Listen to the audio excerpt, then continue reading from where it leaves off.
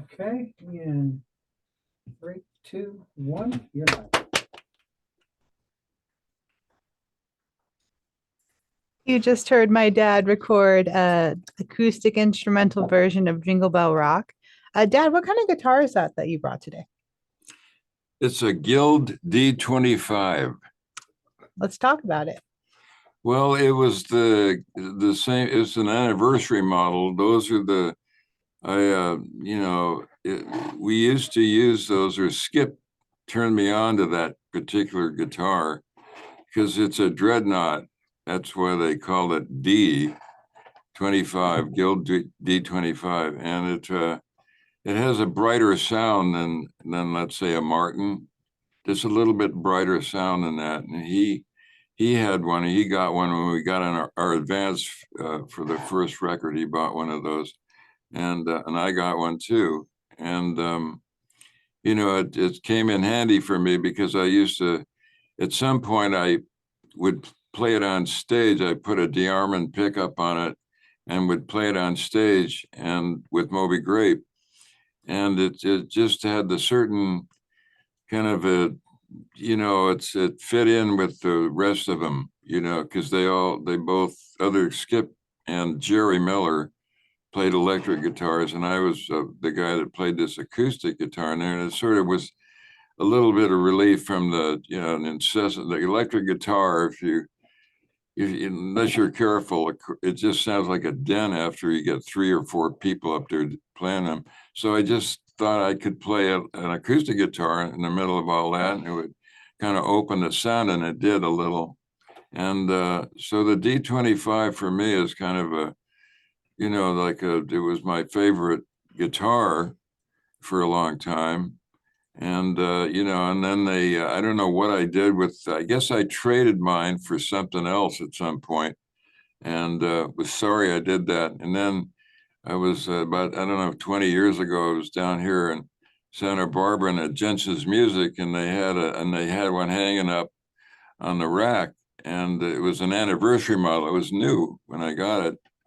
And, I bought it right away, and I still have it. And that's what you just heard on that Jingle Bell Rock, And you do a different tuning for that as well, right? You use a different tuning on that guitar? I just dropped the E string down to D. Oh, okay, that's all. But that's the only difference. Okay.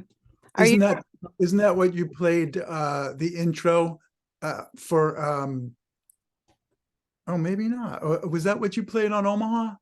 Yeah, that's right. And I played an all of 805 on that. Oh. So yeah, it's a great, I just it has a little bit brighter sound, and yet it's not plunky. And so I just really like that particular acoustic guitar. And,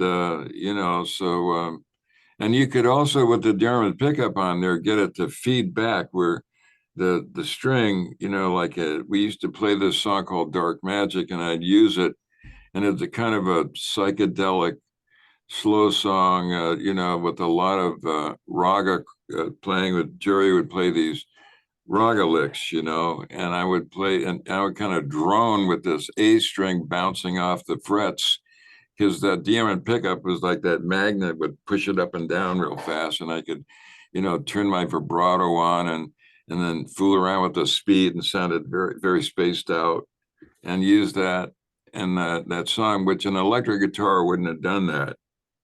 So it's, and then I could, of course, just not have it feedback playing the other stuff, and it was just, for me, it just had a certain it made it fuller when I'm playing rhythm parts for whatever those songs were that we used to do. And that was why I liked it, I still love it.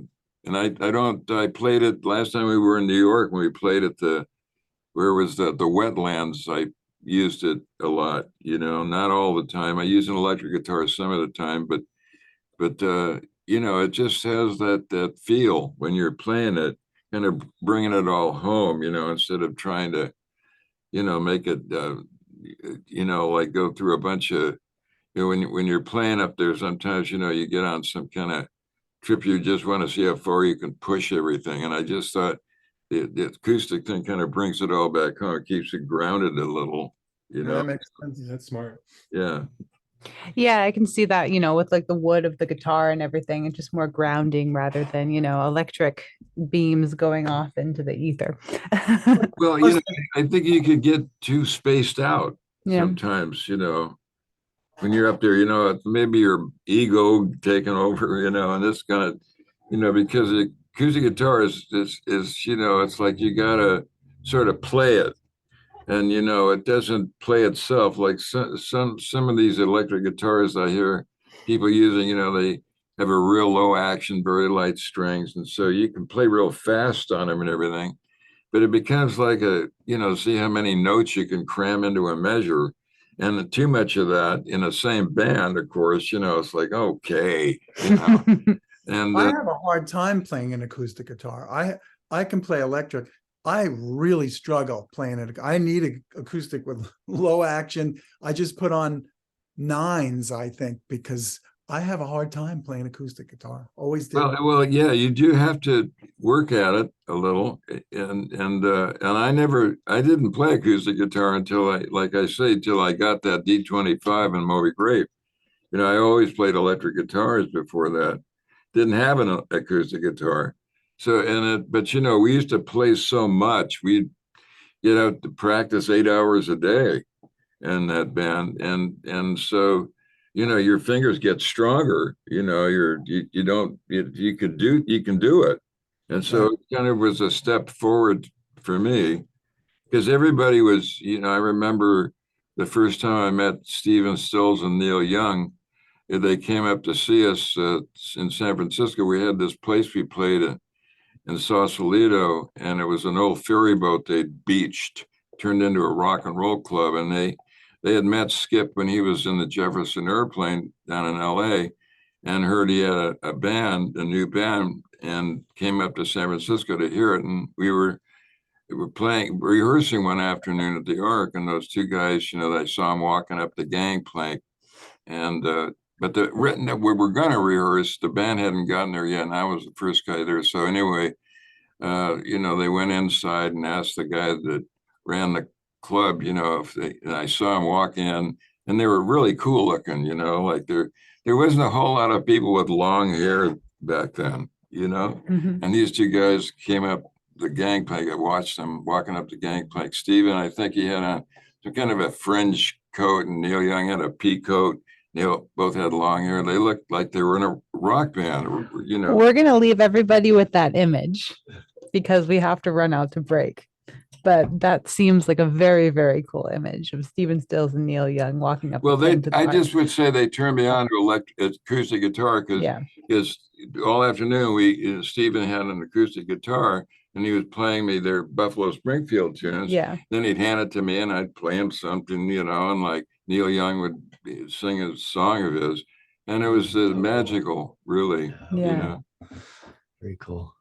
We're gonna have to have episode 3 with you on here, the 3rd episode with you, and tell us a story all about that. I That's like a book. Okay. I want to come over for Thanksgiving and just Yeah. hear Peter's I stuff. know. And everybody, Sit on your couch and tell me stories, please. Oh, he was. I love hearing this stuff. Yeah. yeah. Rock and roll I know. history. I'd let the mic keep rolling, but Richard's got to go home. We're gonna end, but anyway, so that's an awesome story. We're gonna run out to break really quickly with my recording of the Moby Grape song. It's a Beautiful Day Today, produced by John DeNicola, featuring my dad. You sang on this some beautiful background vocals. I forgot about that on this track. And then with Jake's song, Jake, we're gonna play a Cost of the Basic version from FOVEA. So everybody please enjoy, and we'll be right back. Sorry, Richard.